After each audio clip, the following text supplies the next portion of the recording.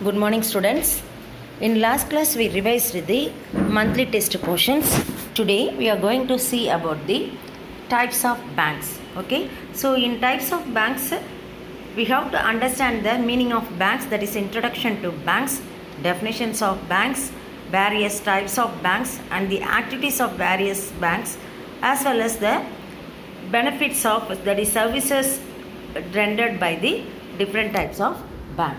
Okay, so first we are going to see about the introduction part. Okay, so here introductions there are different types of banks perform different sets of functions. Okay, so you know already the different types of bank, that is State Bank of India, Karur Vysya Bank, it may be a commercial banks or house loan giving banks. So many types of banks are there. So on the base, the banks are classified into different types based on the functions of banks, as well as the based on the status given by the RBI. That is RBI giving some status to each and every bank. Based on that the banks are divided. Okay, then as well as on the base of the ownership. Okay, so types of banks, it is recorded that there are three types. One is based on the functions of bank, another one is based on the status given by the RBI, that is Reserve Bank of India, which is the Central Bank of India, as well as based on the ownership pattern.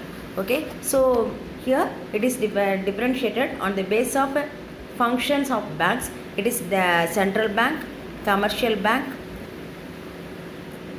development banks. Okay, so on the basis of functions of bank we divided the banks into central bank, commercial bank and development bank. Okay, what is central bank? Central bank already we studied in chapter 10. It is Reserve Bank of India, that is RBI. RBI is the Central Bank of India, which control the other banking activities which is carried on in India. Okay, so central bank is the nothing but RBI. Then next we are going to see about the commercial bank.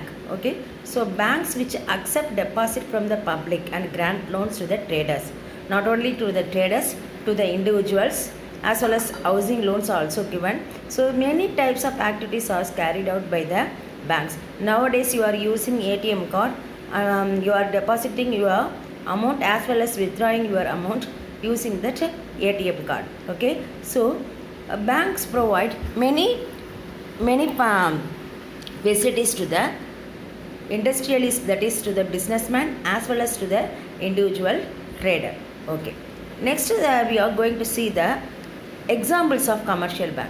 Some examples of commercial bank is State Bank of India, Karur Vysya Bank, then Standard Chartered Bank. So these are some examples of commercial banks. These questions are asked in 1 marks. Okay, they will give some examples of banks. Okay, then they will ask mention the or state the commercial banks, which one is the commercial bank, likewise they will ask. Okay, next they will help the agriculturists as well as transport also, so in order to earn profit. So their lending is in the comparatively small amount and mostly for short term and medium period.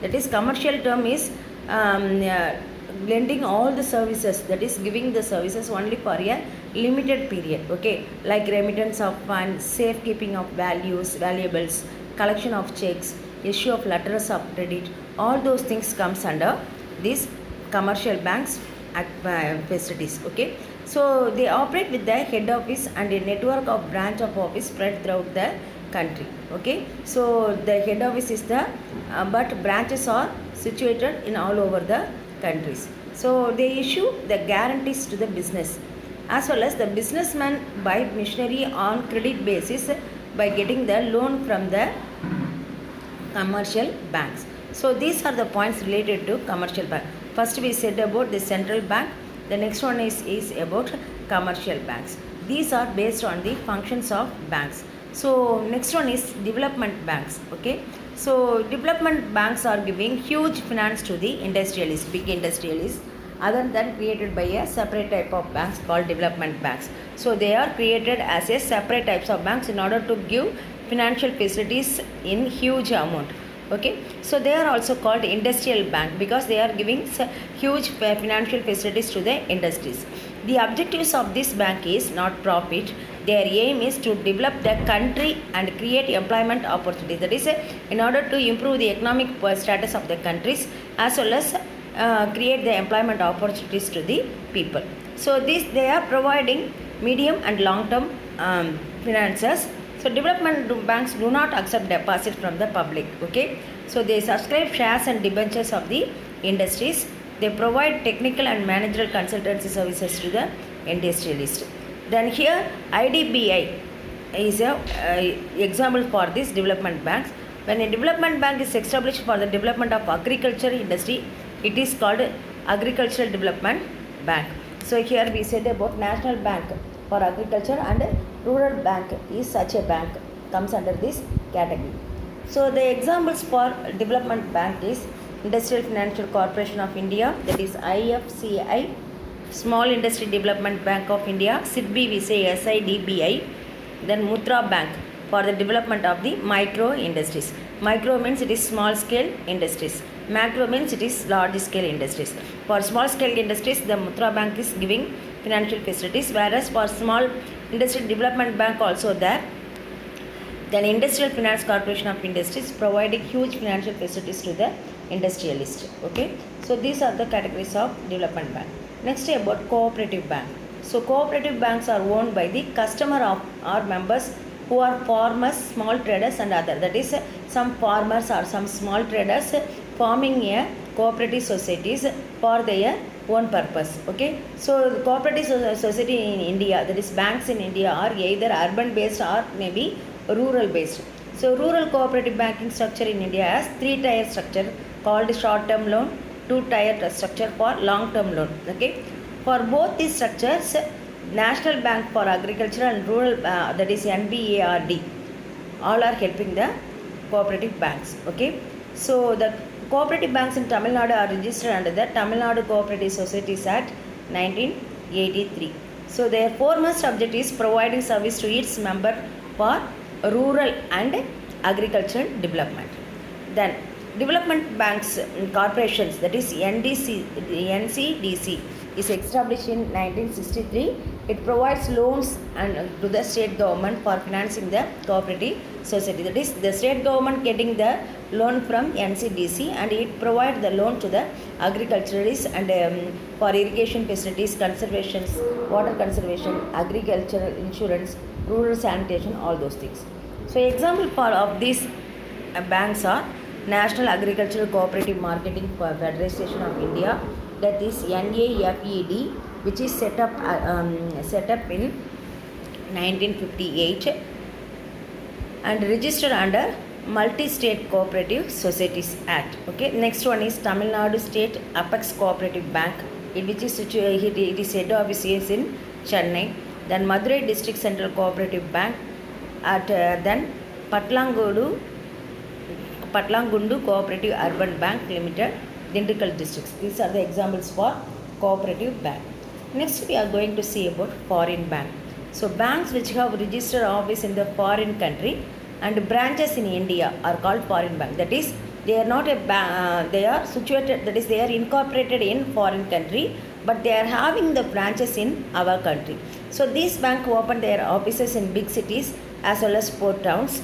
Mostly they serve interest on the multinational company. That is, they are giving more facilities to the multinational companies, employees and other business institutions.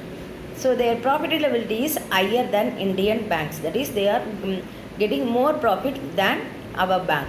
So in 2017, there were 42 foreign banks in India and all of them were scheduled banks. So they have to oblige both of their home country banking regulation and RBI regulation. So these are the topics related to foreign banks. Next, regional, the examples of foreign banks is Banks of America, Barclays Banks, which is in UK, then Touch Bank, it is in Germany. Next we are going to see about Regional Rural Bank, that is RRBS. Okay, so they are formed under the Regional Rural Act 1976 by the central government as well as that is jointly by the central government and state government and a sponsor bank. So their capital is contributed in the ratio 50 is to 15 is to 35. Their objectives is to develop rural economy as well as play supplementary role to cooperative societies. Then, as on 31st March 2016, there were 56 RRBs in India, that is Rural Bank in India, with 14,494 branches. So they are regulated and supervised by NABARD. Then examples of these banks are Pallavan Grama Bank, Salem, Pandian Gram Bank at Tirumangalam, Vallala Gram Bank at Chidambaram, and Puduvai Bharatiya Grama Bank, Villiyanur and Puducherry. So it is Puduvai, not Paduvai. It is Puduvai Bharatiya Gram Bank. It is in Villiyanur as well as in Puducherry. Then next we are going to see about the specialized bank. So these are created for some special purpose by the government. That is, these are specially created for import and export of Indian goods. That is, export and import of Bank India was set up through Export Import Bank of India in 1981. Its aim is to facilitate international trade of Indian business. That is, it is called as Exim Bank. Exim exporter, IM importer. That is, Exim Bank provides finance for the import technology as well as export product development. The examples is Export Import Bank of India, National Housing Bank, NHB, all comes under this category. Next one is Local Area Bank. So which is situated, introduced by the RBI in August 1996. They have to follow the priority sector lending target, including the target of loan to weaker sections. RBI received 227 applications for setting up LABS, that is local area banks. 10 were considered for approved and 6 were licensed under Section 22 of the Banking Regulation Act 1949. Only 3 LAB banks are functioning now. Next one, small finance banks. So they are private sector banks set up in unbanked and underbanked region. That is, they are set up in the place where there is no bank. Okay. So their objective is mobilize rural savings, providing credit to small and marginal farmers as well as to micro and small industries and organized sectors entities. The example for this bank is Ujjivan SFB Limited, Bangalore, Karnataka, and Finance Fincar SFB, Ahmedabad and Gujarat. Then payment bank. So they are formed to widen the spread of payment and financial services to small business. So low income household and migrant laborers are getting loan from these banks. Example, Airtel Payment Bank Limited, Paytm. So nowadays we are using Paytm and Airtel also. This ATM card, internet banking, third party function transfer, all those things comes under this category. Next one, multilateral development banks is formed by the government of group of countries. The members of these countries consist of developed donor countries as well as borrower countries. That is, it is formed by many countries, that is group of countries. Here the borrower countries as well as donor countries both are included. International Bank for Reconstruction and Development and Asian Development of African Development Bank, European Investment Bank are some of the MDBs. Then next one is based on the ownership patterns. It is classified into National Bank, Public Sector Bank and Private Sector Bank. So the examples for these banks is public sector banks are Bharatiya Mahila Bank was established on 19th November 2013 to serve exclusively women members of the public as merged with SBI on 31st March 2017. Students, revise the topic well and read the question answer which is given as an assignment. Practice well. Thank you, students.